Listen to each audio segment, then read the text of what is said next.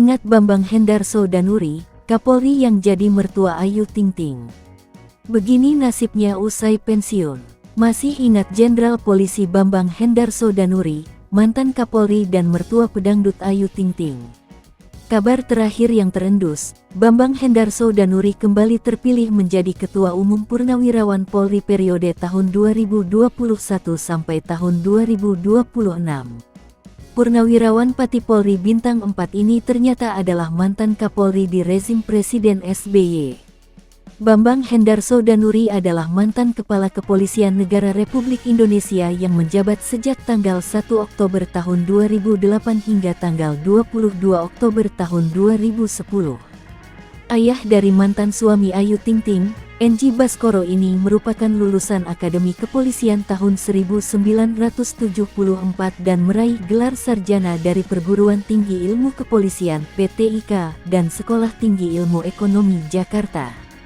Diketahui, Jenderal Bambang Hendarso Danuri kembali terpilih secara aklamasi sebagai Ketua Umum PP Polri periode tahun 2021 sampai tahun 2026 dalam Musyawarah Nasional Munas V Persatuan Purnawirawan PP Polri di Gedung Tribrata, Jakarta, 28 sampai 29 Januari tahun 2021.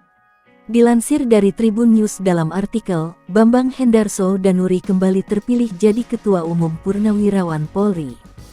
Bambang Hendarso Danuri BHD kembali mendapat kepercayaan para peserta Munas berkat kepemimpinan dan torehan prestasi jenderal yang akrab disapa Jenderal BHD itu selama 5 tahun terakhir.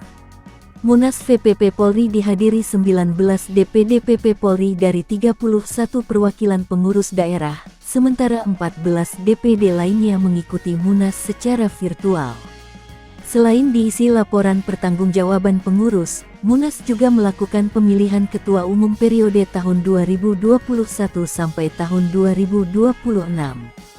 Seluruh rangkaian kegiatan Munas selalu diawali dengan pelaksanaan swab antigen dan menerapkan protokol kesehatan 5 meter, mencuci tangan, memakai masker, menjaga jarak, menjauhi kerumunan, dan mengurangi mobilitas. Di awal pembukaan Munas, Kamis tanggal 28 Januari tahun 2021, BHD menekankan 2 hal.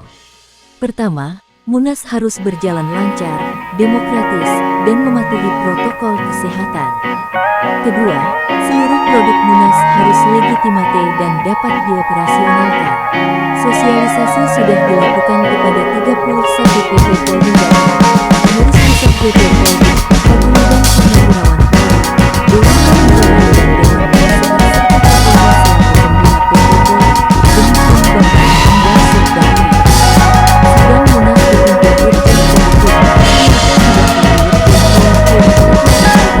Danuri. Sidang Munas dipimpin Irjen